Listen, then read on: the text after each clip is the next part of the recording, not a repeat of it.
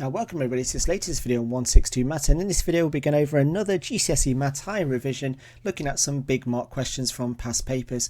Now as always there'll be a copy of the questions for you to download and have an attempt at in the description below, which I strongly recommend you do to see how much you know, and I'll also include the mark scheme so you can see that if you use a different method to the methods I show you on this video but still get the same answer, that how many marks and whether it's going to be valid and accepted.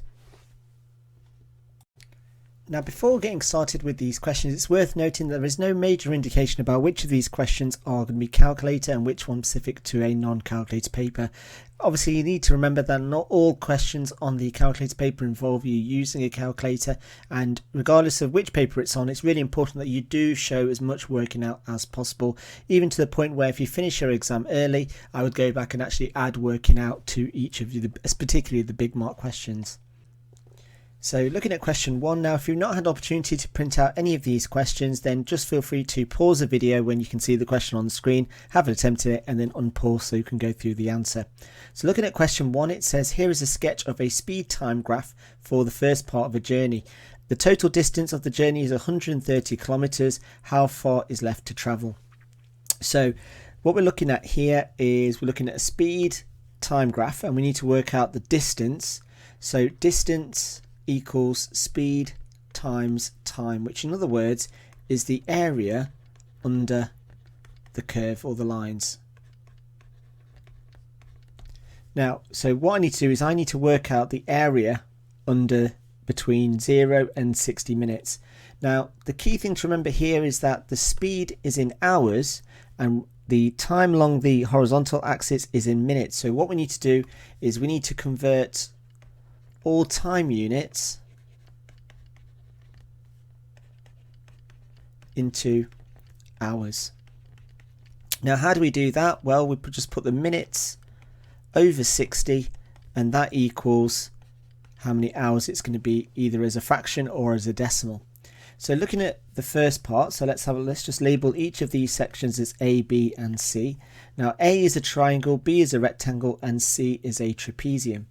So first of all, let's work out the area of A. Now as area A is a triangle, that's going to be the base times the height divided by 2. So here the base is the time, so that's going to be 5 minutes. So it's going to be 5 over 60 because we want the time in hours. We multiply that by the speed, which is 102, and we divide that by 2 because it is a triangle. So typing that all into my calculator, I get an answer of 17 over 4. Then from that, and you can write it as a decimal number, and 17 over 4 as a decimal is going to be 4.25, and that's in kilometers. So then working out with area B, which is a rectangle, and so the time is 40 minutes, so that's going to be 40 over 60 because we want it in hours, and we multiply that by the speed, which is 102. So if I type that all into my calculator, I get an answer of 68 kilometers. And then with C, which is a trapezium, so I look at add the two parallel sides, so that's going to be 102 plus 96. I then multiply that by the time, because that's the height of the trapezium, which is 15 minutes. So I multiply that by 15 over 60 and then divide that all by 2. And again, if I type that all into my calculator, I get 99 over 4, or 99 over 4 as a decimal is 20.75 kilometers.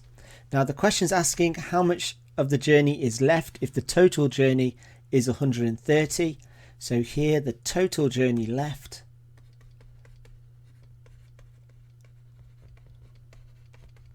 is going to be 130 and then minus all of these three distances. So it's going to be minus 4.25 minus 68 minus 24.75, and that should give you an answer of 33 kilometers.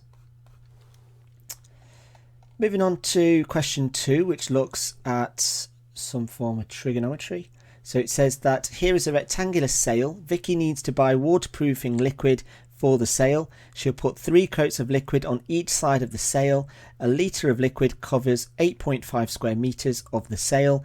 How many 1 litre bottles of liquid does Vicky need? So let's have a look at working out this. So for this we need to work out the area of the sail.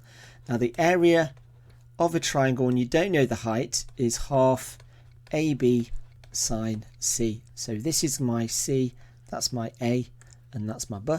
So then the area of the sail is going to be 0.5 multiplied by 9.7 multiplied by 3.8 multiplied by sine 73. And if I type that all into my calculator, I get an answer of 17.62469,665 meter squared. Then what we need to then do is look at this information that we've got here. So I'm going to need a total of 6 coats. So 6 coats is going to be 17.62, or that number left on my calculator multiplied by 6. And if I type that into my calculator, I get 105.7481799. Now, if you are going to keep your answers on the calculator, then just make sure that in your working out, you just write 105.74 and then ... which kind of basically means that you've got the answer, but you can't bother to write it all down, so you're just going to write it there. So that's how much paint is actually going to be needed. Now, it then tells me that 1 litre of liquid covers 8.5. So what I then need to do then is, so bottles needed is going to be 105, or the number that's left on my calculator, divided by 8.5, and that gives me an answer of 12.44096,234. And so this rounded up, because you want to make sure you do the job, so therefore it's going to be 13 bottles are going to be needed. Moving on to B, it says that another sail is joined, and it says to the first sail, X is an acute angle, work out the size of angle X. So for this, what we need to do is we need to work out what this side here is, to then work out what X is, because in order to work out the angle, we need to know what the 2 sides are going to be. And so, because we know what this angle here is. So to work out A, what I'm going to do is I'm going to use the cosine rule. So the cosine rule is A squared equals B squared plus C squared minus 2 times B times C times cos A. So then if I just label each of these, that's going to be not A, so that's going to be B, and that's going to be C, and that's going to be capital A. So working this out then, A squared is going to be 9.7 squared plus 3.8 squared minus 2 times 9.7 times 3.8 times cos of 73. Now if I type that all into my calculator, what I should end up with is that A squared equals 86.976357999, and then if I square root that, it gives me an A value of 9.326111619. I mean, I don't need to use that amount of accuracy, so I would just say just go for a few extra digits to what you're going to final answer is going to be. So this A value here is going to be 9.326, I'll call it. So then from this, what we're then going to use is then use the sine rule to work out X. Now here, from this, if I just label each of these, then what I've got is I've got 9.326 over sine X equals 8 over sine 42.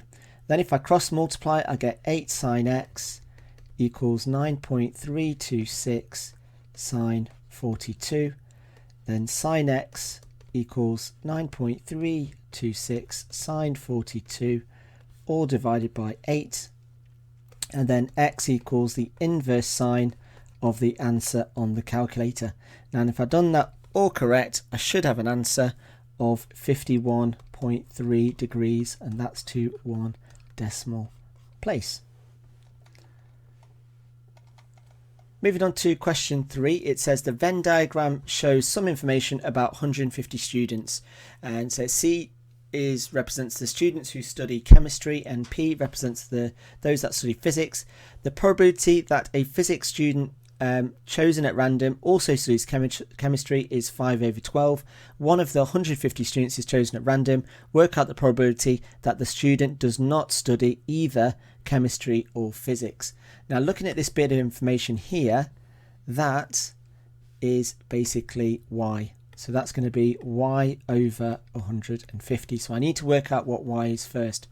Now, in order to work out y, I need to try and work out what x is. So using this bit of information here, it says that a physics student is chosen. Now, the number of physics students is going to be those in this circle here, which is x plus 35. Also chooses chemistry, so that's going to be x, and it says that equals 5/12. Now, from this, I can now work out what x is by doing a bit of cross multiplying. So I've got 12x equals 5, and then if I put this in brackets just to make it easier, so then I've got 12x equals 5x, and it's going to be plus 175. So then taking away the 5x from both sides, end up with 7x equals 175. So x equals 25. So I can scrub that out and write 25.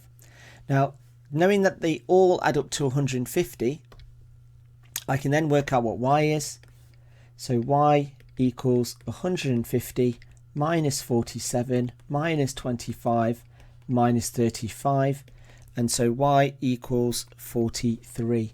Now, the question asks not for what y is, it says what's the probability. So the probability of not chemistry or physics, it's going to be 43 over 150, and that doesn't simplify because 43 is a prime number. Moving on to question 4, it says P is a point on the circle with equation of x squared plus y squared equals 80. P has a x coordinate of 4 and is below the x-axis. Work out the equation of the tangent at point P. So the first thing we need to do is for this particular question is to work out the coordinate of P, because in order to work out the equation of a tangent, I need to know the gradient and I need to know the point that it goes through, because they're the key elements that I need.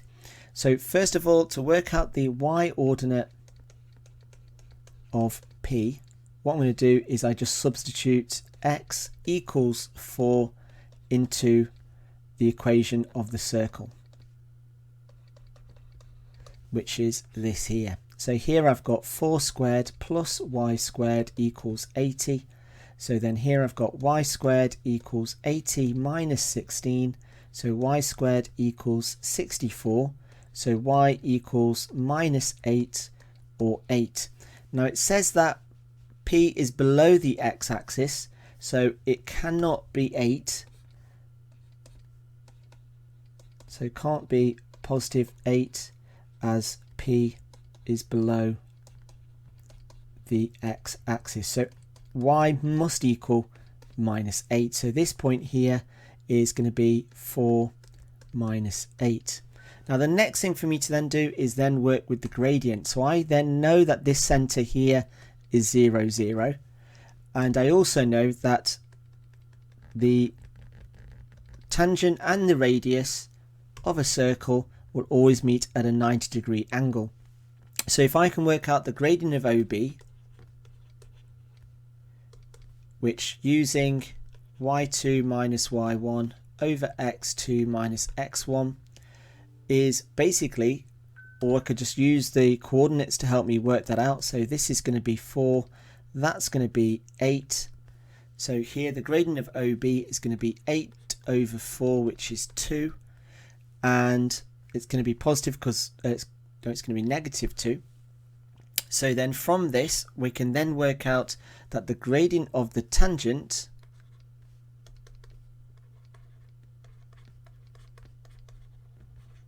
is going to be the negative reciprocal of this. So therefore it's going to be minus 1 over minus 2, which is positive of a half.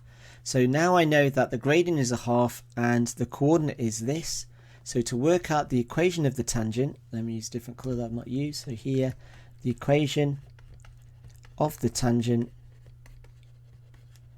Now I'm going to use the formula of y minus y1 equals mx minus x1. You could easily use y equals mx plus c.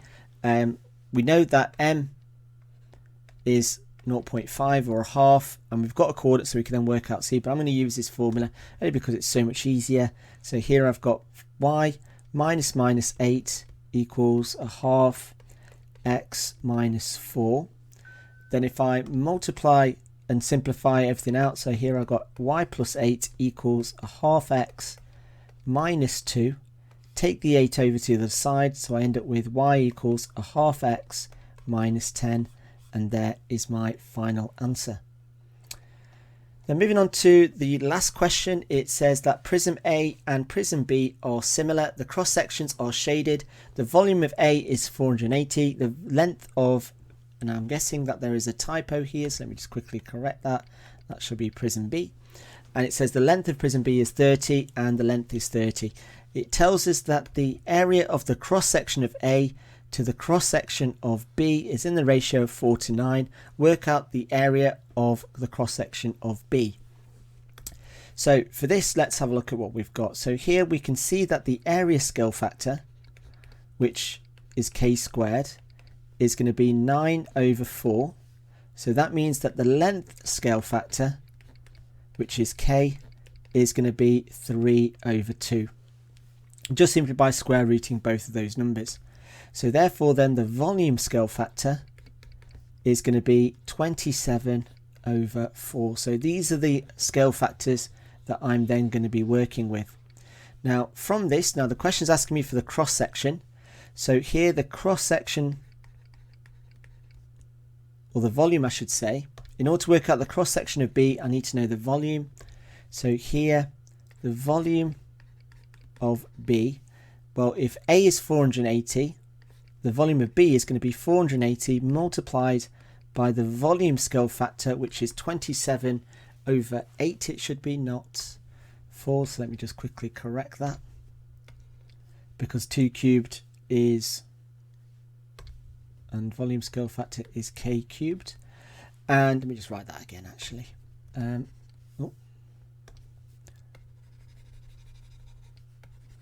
So here the volume scale factor, which is k cubed, is going to be 3 cubed, which is 27, and 2 cubed, which is 8. So then going back, let me change that to an 8. And typing that all into my calculator, I get 1620, and that's centimetre cubed. Now from this, I can then work out that the cross-sectional area